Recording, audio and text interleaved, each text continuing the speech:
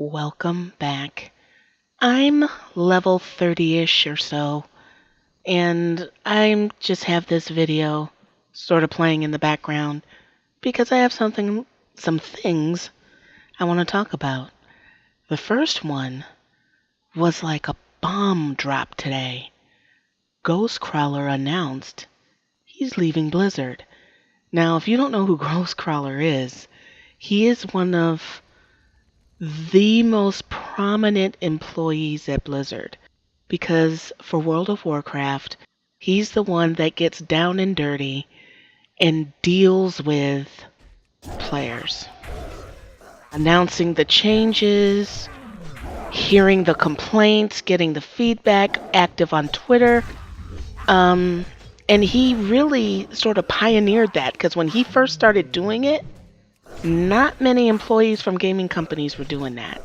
So when he announced that he was leaving today, that was sort of like, I wouldn't say a pierce through the heart, but it stung a little bit because as many times as he's announced things that I didn't like, I'm not one to, it's part of the game. They balance and rebalance, and you're going to get that in all games. But what I loved about him was the time that he took to interact with players.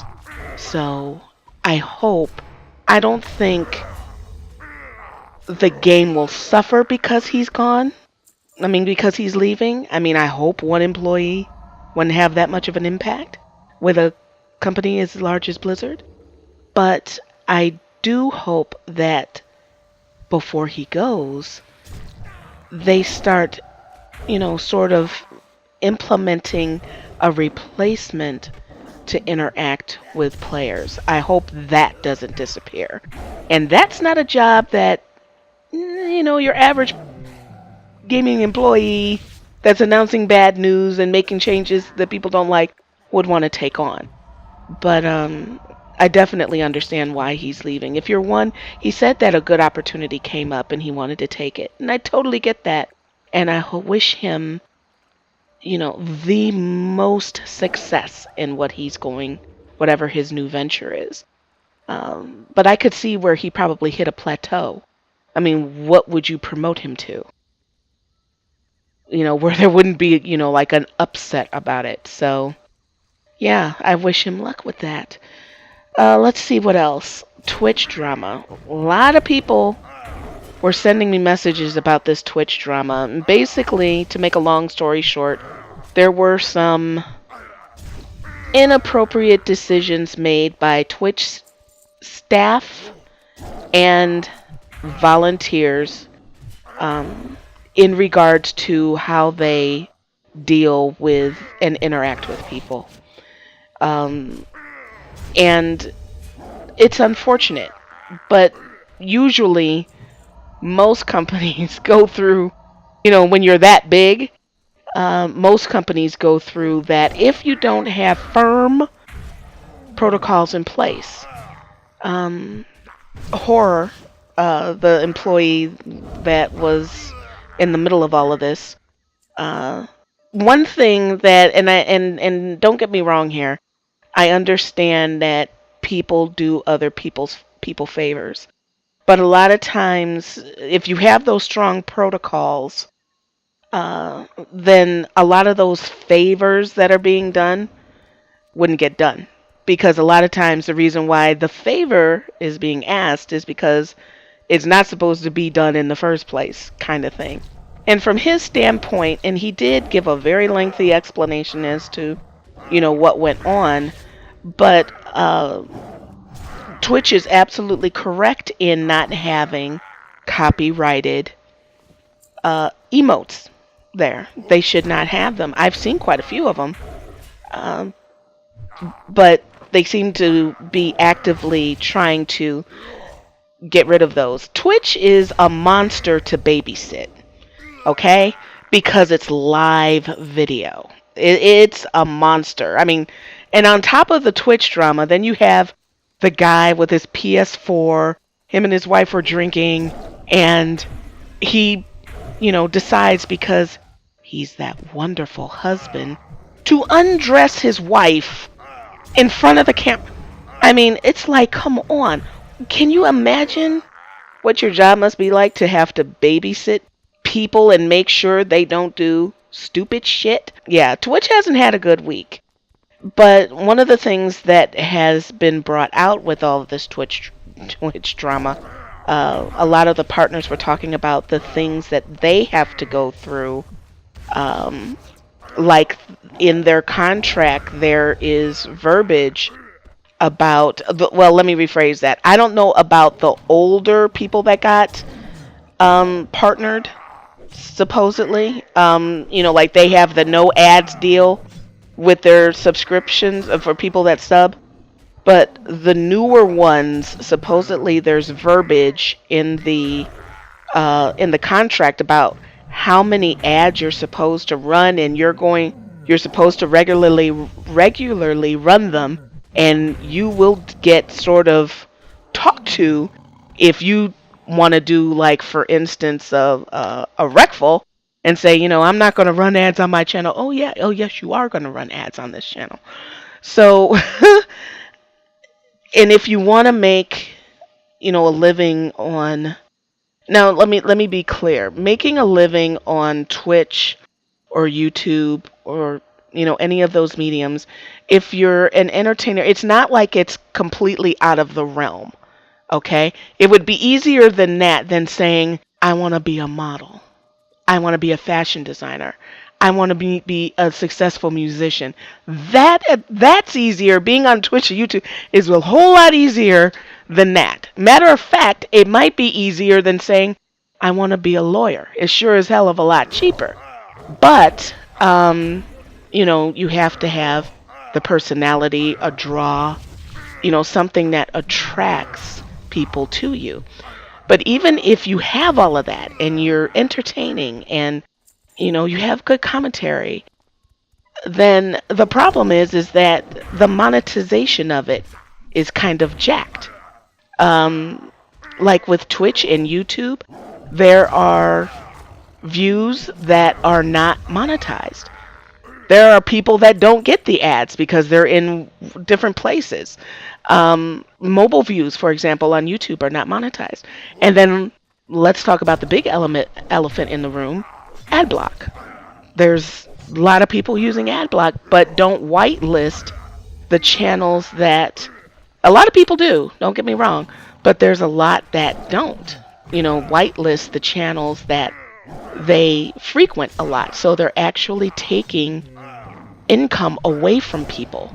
So there's been a movement over the past couple of months. I'd say over the summer, it's really started to increase about donations and doing affiliate programs and that kind of thing.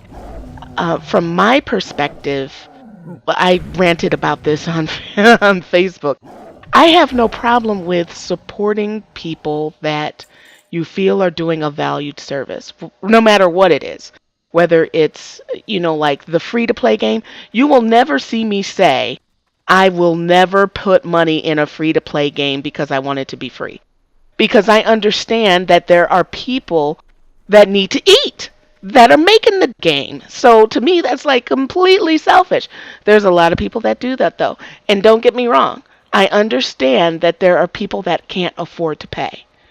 That's completely different than the person that's sitting on the loot and just refuses because it's supposed to be free, but then in turn put them in that position with their job and they wouldn't like it. You know what I mean? So I'm all for when people can afford it to support the things that they value. And that may mean just not using ad block, but in a game that's a little bit different. But you know what I'm saying? So a lot of people have said, well, guess what? I'm not taking my ad block off, but I'll send you some money because I think that's fair. And a lot of YouTubers and Twitch streamers have started incorporating the ability to accept donations and then, giving back with it, like contests or, getting games and giving them away or, different things depending on the genre of the game and how you're doing it, or the channel, or whatever what they're doing. And I'm all for that. And when I was approached about it, I have not received any funds that way so far because I just started putting the links up. But I do think that's fair. If people don't want to stop using ad block, but don't want to be a dick and take money away from people, then I think that the option should be there for them to do it. I don't think that hurts anything. And for my channel, what I would like to see, I would love to be able to give away, do contests that I want it to be open to everyone. So I've been working on a way to do that if donations come in, because I think that that would be a cool way to get cool games into the hands of people that really want to use them, particularly if they can't afford to get them. I think that would be, like awesome. So you're going to see, and you've seen a lot of the big YouTubers doing it. So yeah, I see a lot of that going on, and I think it's here to stay. Just like microtransactions are here to stay. So what else? YouTube comments seem to have fixed themselves.